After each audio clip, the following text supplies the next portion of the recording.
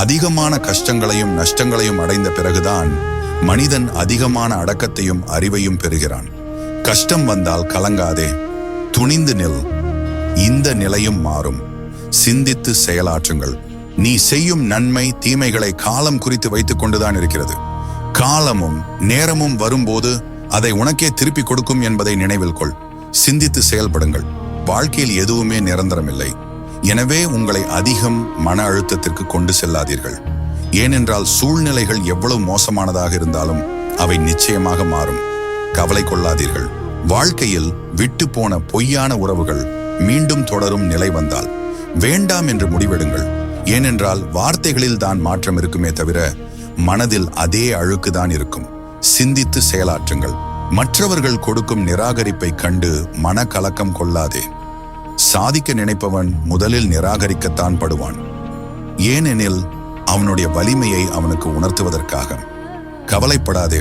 உங்களுக்குரியது கிடைக்க வேண்டும் என்றிருந்தால் அதை யாராலும் தடுக்க இயலாது. ஆனால் எதுவானாலும் அதனை ஏற்கும் மனநிலையை வளர்த்துக்கொள். அதுவே வாழ்வில் உங்களை முன்னேற்றி செல்லும். சிந்தித்து செயலாற்றுங்கள். நடக்கும் கால்களில் எவ்வளவு வித்தியாசம். ஒன்று முன்னால் என்றால் மற்றொன்று பின்னால்.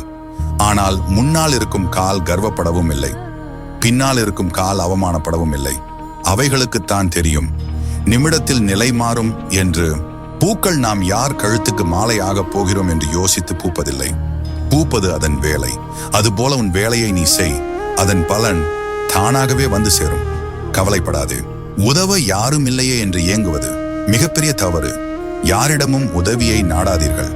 நாமே நமக்கு உதவ முடியாவிட்டால் வேறு யாரும் நமக்கு உதவ முடியாது. உனக்கு ஒரே நண்பனும் நீயே, பகைவனும் நீயே. சிந்தித்து செயல்படுங்கள். பலம் என்பது எவ்வளவு பெரிய கோபத்தையும் ஒரு புன்னகையால் மாற்றிக்கொள்வது. மகிழ்ச்சி என்பது அழுவதற்கு காரணம் இருந்தும் தன்னை தானே சரி செய்து கொண்டு சிரிப்பது. வாழ்வில் என்றும் மகிழ்ச்சியுடன் இருங்கள். வாழ்க்கையில் எதிர்பார்ப்பும் ஆசைகளும் இன்றி வாழ்வது கடினம்தான். ஆனால் நம் எதிர்பார்ப்பு ஆசைகள் படி இங்கு எதுவும் நடப்பது இல்லை. எது நடக்கிறதோ அது நன்மைக்கே என்று ஏற்றுக்கொண்டு மகிழ்ச்சியுடன் வாழுங்கள். மனதில் அவ்வப்போது சலனங்கள் எழத்தான் செய்யும். அதற்காக அந்த சலனங்கள் தான் நீ என்று பலவீனமாக நினைத்து விடாதே. சிறு தோல்விகளை கூட தைரியமாக எதிர்கொள். உன் பலம் என்னவென்று உனக்கு தெரியும். உன் பலத்தை நம்பு. பலவீனத்தை கண்டுகொள்ளாதே. நீ வாழ்வில் அனைத்தையும் இழந்து கொண்டிருக்கிறாய் என்பது போல் உணரும்போது மரங்களை பார்த்து கற்றுக்கொள்.